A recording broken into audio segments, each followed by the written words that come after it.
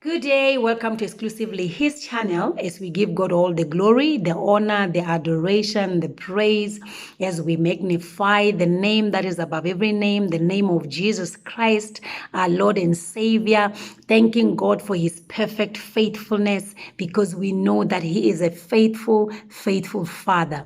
The word for today is have faith in God, and the scripture is Mark 11, verses 22 to 25. I'll read from the NLT version, which says, Then Jesus said to the disciples, have faith in God.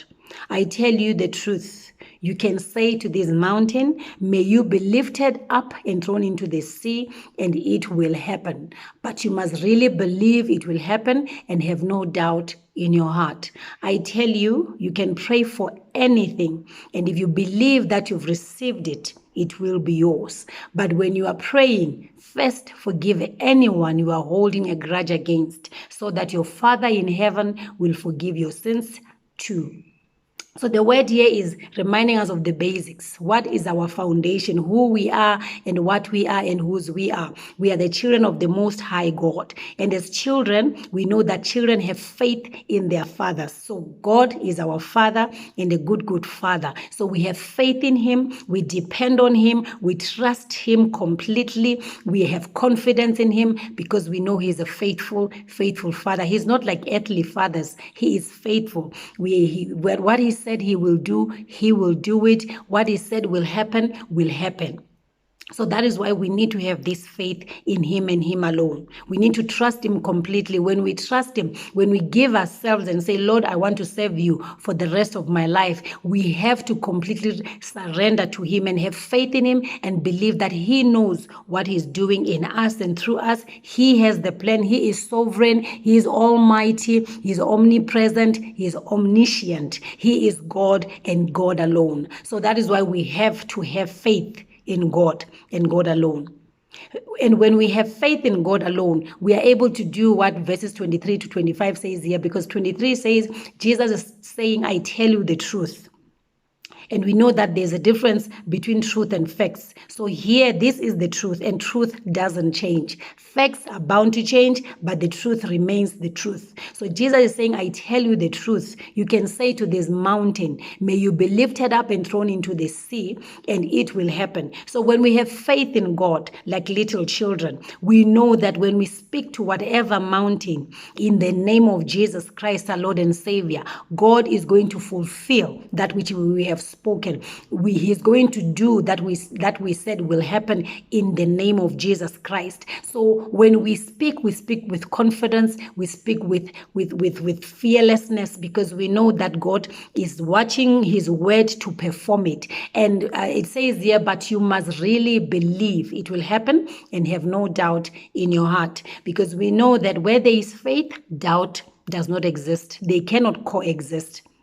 So in our hearts, we need to examine our hearts. What is in our heart? Are we having faith? Are we having doubt? Are we accommodating doubt? Because if we are accommodating doubt, that means we are not believing in God. And whatever we believe in, we'll have faith in that thing. So if we believe that someone is capable of doing something, we'll have faith when they promise us something. We will not doubt. We will not waver. We will not think, what if? We will know for sure that that person is capable. Therefore, because you believe, you will have faith that it will happen. When they promise, it will indeed happen. And in verse 25, it says, but when you are praying, first forgive anyone you are holding a grudge against. When we have faith in God, when we believe in him, we believe in his word, we know that his word says we must forgive as we are forgiven. His word says, God says he's the one who revenges. Vengeance is his. We don't have to avenge. We don't have to revenge anyone.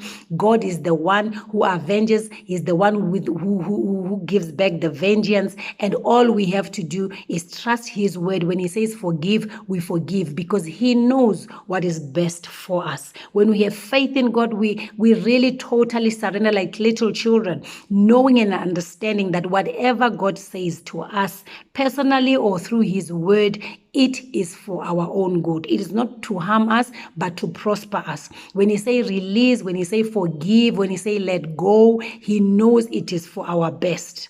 It is not to harm us at all. So when we have faith in him, we do that which we feel uncomfortable with. When we feel that this matter is so big, this person has done me so much wrong, I can't let go, Father. But when the Father says, release, release and see him do wonders. Release and see yourself being used by God the way he has purposed to use you before the beginning of time. And we can only do that when we have faith. As I said in previous lines ago, that when we believe someone, we'll have faith in that someone. Whatever they say, we'll have faith and say, okay, this person knows what they're talking about. So that is the word that I have for today. Let us have faith in God. God knows it all. God is sovereign. He knows, he's in complete control. He knows the beginning from the end. He knows the end from the beginning. He knows everything, even something that's still going to happen in years to come. He knows that when we forgive today, we are planting seeds that when we harvest tomorrow or in years to come, we'll be so happy. He knows that if we don't forgive today, we are planting seeds that will hinder him from doing what he wants to do in the future as well. So let us trust God. God knows. He knows everything. He's in complete control. Nothing is impossible with him and for him. Nothing is difficult for our Father in heaven. So that is the word that I have for today. Let us have faith in God, unwavering faith in God. Even when we pray and things don't happen as we think they will happen, God knows the time. God is in complete control. He is watching his word to perform it. So let us trust in him. Let us have faith in him and him alone, because he is God and he is a good, good Father. Until next time, stay blessed, holding on to his promises, to his word, having faith in him and him alone. Stay blessed. God loves you. I love you too. Bye-bye.